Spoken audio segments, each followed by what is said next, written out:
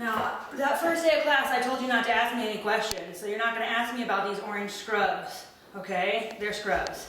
And we're looking at the urinary system, so we're just going to get through this real quick. So we're going to look at the kidney here, and we'll check out the bladder in just a minute. So the things that we really need to see in the kidney are the glomeruli and the renal corpuscle. So hang on a minute. So I'm going to zoom in here to the glomerulus.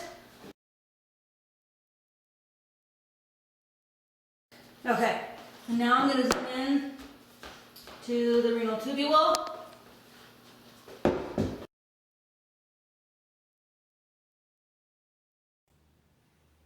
Okay, people, I apologize if this video seems blurry and shaky, but it's because I'm going to try to move through the layers of the kidney on this scope while holding my phone. So it's tricky, the things you learn in quarantine. So here on the outer part, we can see that this is the renal cortex. And how might I know that this is the renal cortex? Because I can see all these glomeruli. So the renal medulla doesn't have glomeruli, only juxtamedullary nephron loops and collecting ducts that are going to drain into the papillary ducts. So here is the renal corpuscle, and this outer layer here is that simple squamous epithelial layer that's joined by those tight junctions. And this inner layer here is the glomerulus. So this is the glomerular capsule, and this is the white space is the capsular space that's going to collect filtrate as it gets pushed out of this glomerulus. And then from there, we're going to move away into the renal tubules. So these little sections here of all this simple cuboidal tissue are portions of the proximal and distal convoluted tubules, and they are just winding around in and out all through the tissue. So I wonder if I can zoom in. Let's see, because I really would like to, oh, beautiful. So here you can see that glomerular capsule is those simple squamous epithelial cells, then the capsular space and glomerulus.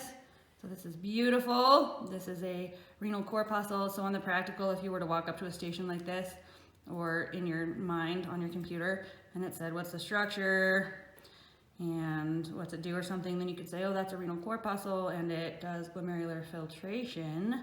And then from there, we're going to move into the proximal and distal convoluted tubules that are going to wind in and around. And then we can see if we move through here, then we'll be able to tell when we get to the we'll be able to tell when we get out of the cortex, because we won't see any more of these renal corpuscles. So let's just dive deeper and find our medulla. So it looks like the medulla is starting around here, where we don't really see any more renal corpuscles. Instead, we see a bunch of the renal tubule system that is then going to so which part do I mean? Like our juxtamedullary nephron loops and collecting ducts. And then those are going to drain into these papillary ducts that drain into the renal papilla. And our renal papilla are going to drain into minor calyces that become major calyces that drain into the renal pelvis. And the renal pelvis conducts away to the bladder. Pretty cool. Okay, now we're just going to have a quick look at the urinary bladder, and I'm going to get out of here, and you never saw me. So remember, this has what kind of tissue on the inside? Transitional epithelial tissue. Okay, so this bladder, we're going to be able to tell if it's full or empty based on the state of it, and it looks like it must be empty. So I'm going to put the pointer right now in that transitional epithelial layer.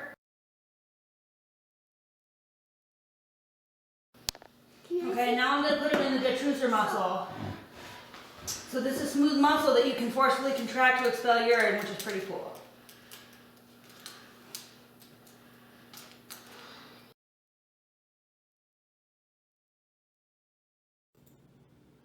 Okay, people, this is the bladder. And the bladder and the ureters are the only location in the body you find transitional epithelial cells. So we're going to zoom in and look at those in a minute. I can tell that this is an empty bladder because those cells look cuboidal as opposed to squamous. So I want to look here, we're at 10x magnification, And I'm out here because I want to show you the different layers of the bladder wall. So when you ask your teacher, what magnification is it going to be on the test? The answer is she doesn't know, because it depends on what she wants to show you. If she wants to say, what's this organ, and give you enough clues to be able to tell, then she'll put it out here. And what you can tell is that this is the bladder because it's got those transitional epithelial cells, and then it's got this smooth muscle layer right here. This is the detrusor muscle. So you can forcefully contract this muscle to expel urine.